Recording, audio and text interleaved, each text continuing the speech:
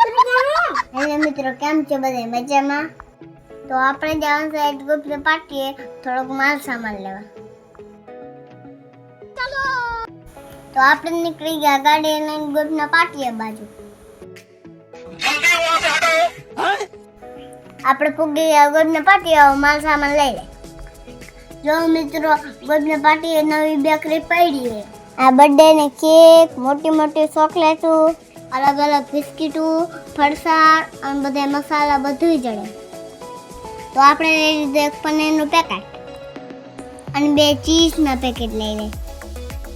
આપણે એક પનીર ટીકા શાક બનાવવાનું છે એટલે હવે આપણે આવી ગયા ગામમાં બકાલું લેવા. બધું લઈ આવ્યા. હવે આપણે પનીરને મસ્ત કટકા કરી લે. જો પનીરને નાના નાના કટકા કરી લીધા. હવે આપણે એને તેલમાં ફ્રાય કરી લે. પછી આપણે એ તેલમાં થોડુંક જીરું નાખી દઈ, બદિયા, લવિંગ, એલચી એવો થોડોક મસાલો નાખી. પછી આને સરખી રીતે હલાવી લઈ.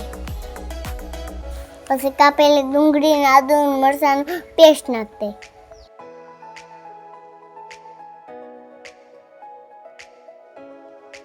હવે આ ડુંગળી ગોલ્ડન કલરની થાય તો હલાવી લઈ.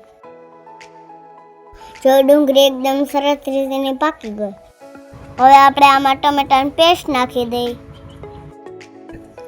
હવે આને મસ્ત મિક્સ કરી લઈ. થોડીક વાર પાકવા દઈ. જો આ બાજુ ગરમા ગરમ રોટલી બનાવી. જો થોડુંક દહીં લઈ લીધું હોય, હવે એમાં ધાણા જીરું, થોડુંક પનીરનો મસાલો નાખી હવે આને મિક્સ કરી લઈ. મિક્સ થઈ ગયું, આમાં આપણે ઉમેરી દઈએ.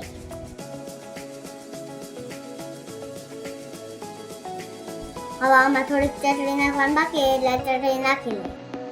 2 ચમચી નાખી. હવે સારી રીતે હલાવવા એટલે ચટણી મિક્સ થઈ જાય. હવે આને ખમણીથી થોડુંક પનીર નાખી દે. પછી આમાં પનીરના કટકા કાપ્યા તે આમાં ઉમેરી દે. હવે આને હલાવી નાખો એટલે પનીર હે ને ગ્રેવી ભેગું મિક્સ થઈ જાય. થોડુંક ધાણા બીજી નાખી દીધી. હવે આને પાકવા દે.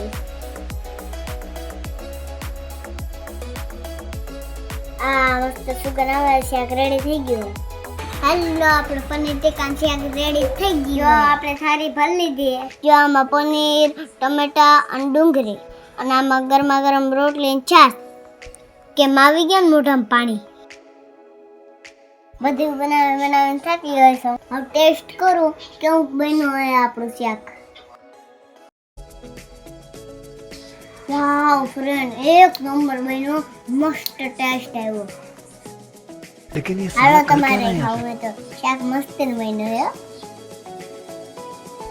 હાલો મિત્ર, ખાઈ લીધો. બધાને જમવાનું દો. એ બાપા, કેવું બન્યું હે અમારું શાક? ઘરના બોલતા નથી, રોગ અમારા સામું જોવે. આ મસ્ત બન્યું હે. જો ફૂઈ કે મસ્ત બન્યું.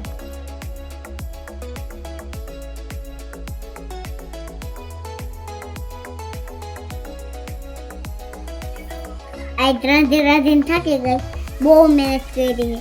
તો વિડીયો ગમ્યો હોય તો લાઈક, શેર, સબસ્ક્રાઈબ કરી દેજો.